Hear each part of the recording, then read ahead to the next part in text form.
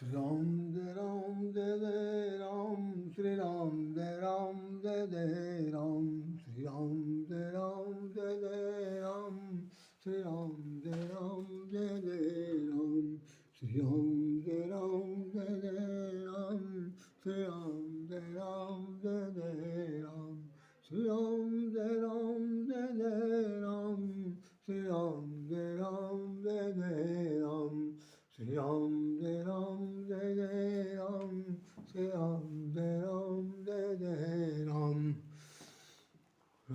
Ram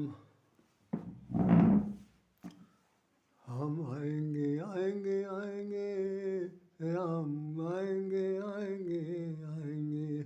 Ram विराजमान 44 second में पूरी हो गई 500 वर्षों पुरानी प्रतीक्षा। आपके सामने ये चित्र दिखाई पड़ा।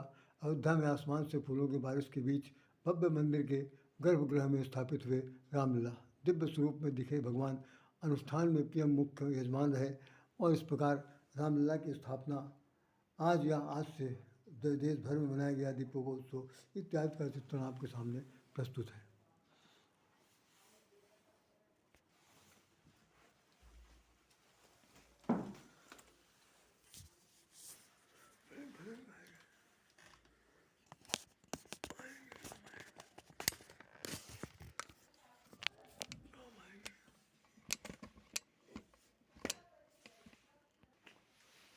जय श्री राम। पूरे आज 1 माह व्यतीत हो गया रामलीला की स्थापना को।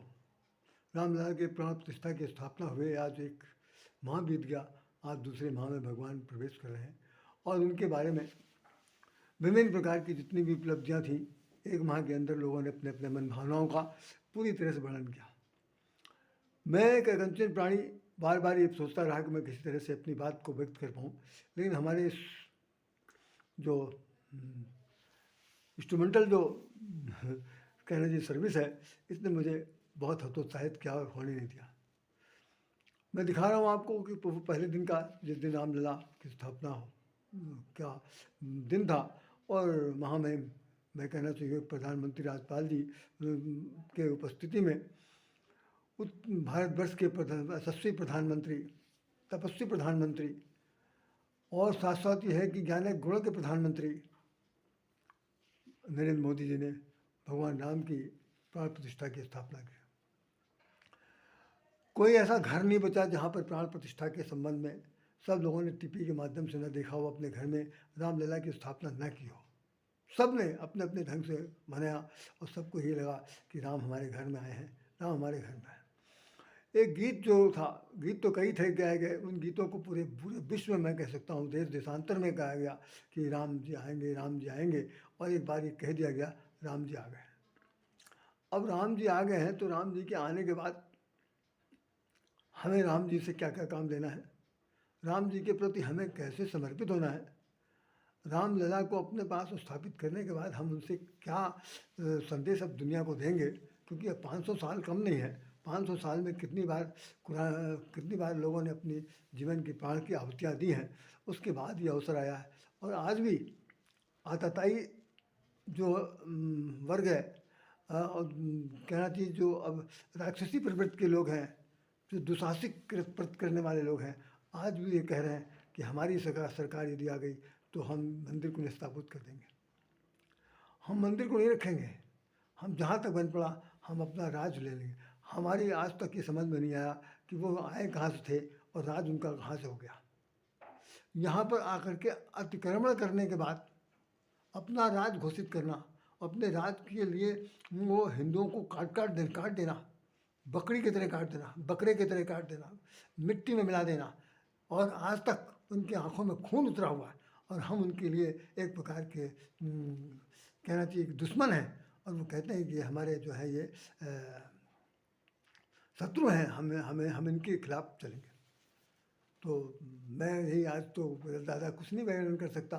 मैं सिर्फ इतना ही कहना चाहता हूँ कि राम ने तो दुनिया को जिस तरह से एक सूत्र माना था, जिस तरह से पूरे आसुरी प्रवृत्ति का तो सर्वनाश कर दिया था, ये तो उनका चरित्र चित्रण बताता है।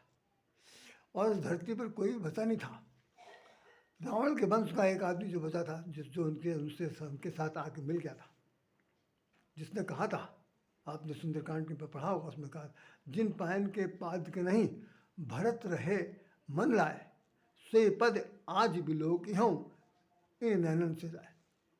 विभीषण ने कहा था जाते इसमें, और अपने भाई से कह दिया था, सत्य राम सत्य संकल्प शिव, राम सत्य संकल्प शिव सकल, राम सत्य संकल्प शिव।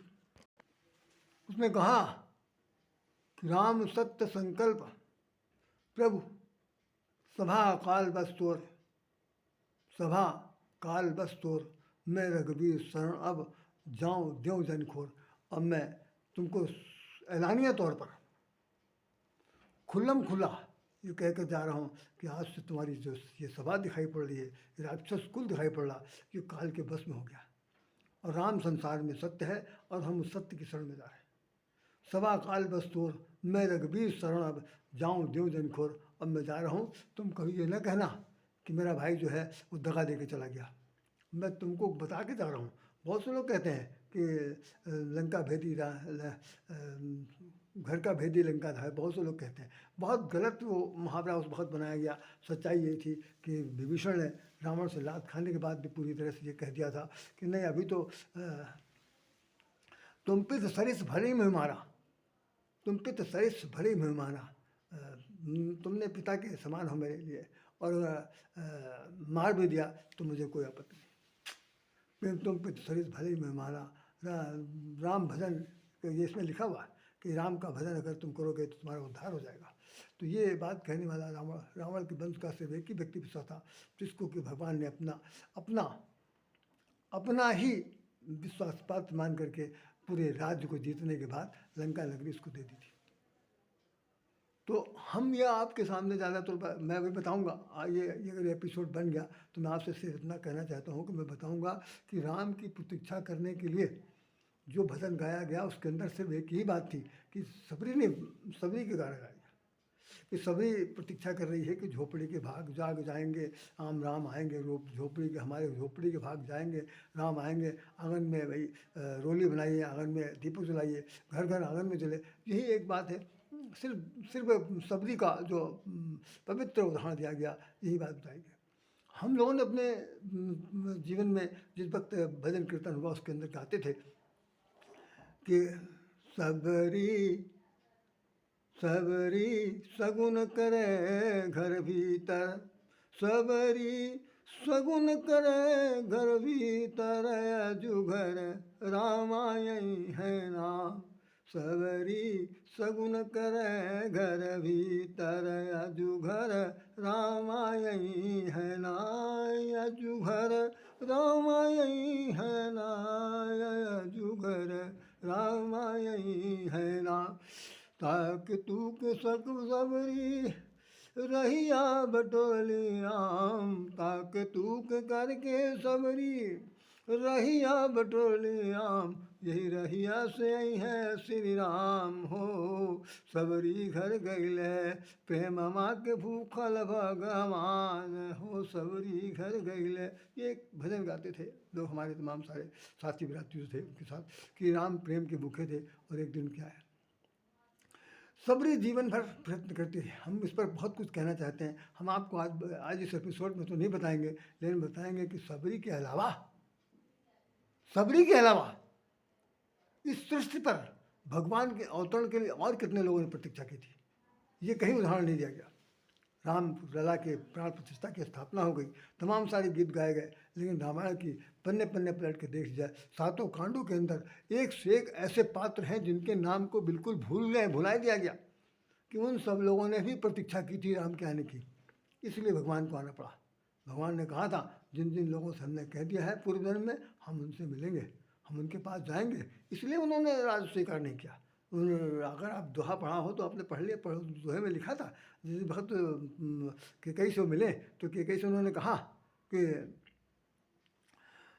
मुनिगण मिलन विषेखी बन, सब ही भात हित मोर, मुनिगण मिलन विषेखी बन, सब ही भात हित मोर, तहि माँ पितु मायत वसन, तहि माँ पितु आयसु बचना जननी सम्मति तोर। भाई जंगल जा रहे हैं तो जंगल में जा रहे हैं, कोई वहाँ प्रॉब्लम तो होगी नहीं, समस्या मुझे नहीं होगी। वहाँ पर तमाम सारे संत महात्माओं का साथ होगा, उनके उनके ज्ञानार्जन, उनसे ज्ञानार्जन की प्राप्त होगी और इसी तरह हमारी पूरा जीवन कट जाएगा। माता जी आप बिल्कुल परेशान न होइए कि आप मुझे भेज रही तो मैं खुशी खुशी जा रहा हूँ और उसमें पिताजी की आयस के पिताजी का वचन है उसको पूरा करना है, और दूसरी चीज़ इसमें आपकी सम्मत है। तो वहाँ पर उन्होंने अपने आप को इस रूप में स्वीकार किया कि हम तो माता जी की पिताजी की आज्ञा का पालन करके जंगल जा रहे हैं। लेकिन जंगल जाने में क्या खास बात है, ये वो खुद ऊपर की लाइन बता, ऊपर की पंक्ति में बता दिया। मुनिगण मिलन विषेखपन सबई भांति हित मोह, जिसमें सब प्रकार का हित हो। कोई लड़का जंगल जाने के लिए बात करे तो बड़ा एक अच्छा असंभव लगता है। आज के परिवेश में इस राम के चरित्र को कोई उतारने की स्थिति में नहीं है कि जंगल भेज दिया जाए, जंगल में जाओ मंगल मनाओ, आसान काम नहीं है। लेकिन भगवान ने उससे कहा और उसमें तरह तरह की बातें कही गई। तो मैं समझता हूँ कि इस पर हम लोग चर्चा करेंगे और बहुत अच्छी चर्चा होगी। आज तो मैं सिर्फ इतना ही कहना चाहता हूँ कि चूँकि आज दूसरा महीना शुरू हो गया है और हम भगवान के इस पहली पहली जो स्थिति थी उस पर हम नहीं कुछ कह पाए थे, इसका मुझे खेद है। हम आप सब लोगों से प्रार्थना करते हैं कि राम के चरित्र को, राम के गुण को, राम के गुणगान को बहुत ही कायदे से हृदयंगम करना है। और जितने भी आताताई हैं, जितने भी विरोधी दल हैं, जितने भी राम के विपरीत खड़े हैं, जिन लोगों को राम राज्य की स्थापना से बिल्कुल कतई सरोकार नहीं है, जो हिंदुओं को, उनके हिंदुत्व को मिट्टी में ला देना चाहते हैं, जिनका जिनका तार्किक विश्लेषण केवल ये है कि भारत उनका हिंदुस्तान उनका है, भारत उनका नहीं है, और उस भारत को बनाने में कई लोग इंडिया के लोग लगे हैं। इन सब लोगों को के मुंह पर अगर एक बार कतई कतई चिंतन आना चाहिए, समझना चाहिए कि वास्तव में उन्होंने कहाँ पर गलती की। ये सूझबूझ भगवान उनको दे। इन्हीं सद्बुद्धि के साथ मैं भगवान से प्रार्थना करता हूँ। आप सब लोगों से नमन करता हूँ कि अगर मेरी तरफ से कोई अप्रियता प्रकट हुई हो तो आप सब लोग क्षमा करिएगा। राय श्याम राधे आपको हृदय से नमन करता है। और ये एपिसोड समझिए बिल्कुल आधा अधूरा है, इस पर हम लोग चर्चा करेंगे और बहुत कुछ बताएंगे कि वो कौन से संत महात्मा थे, कौन से लोग थे जिनके लिए भगवान को अवतार लेना पड़ा और उनके लिए आना पड़ा। उन लोगों ने प्रतीक्षा की।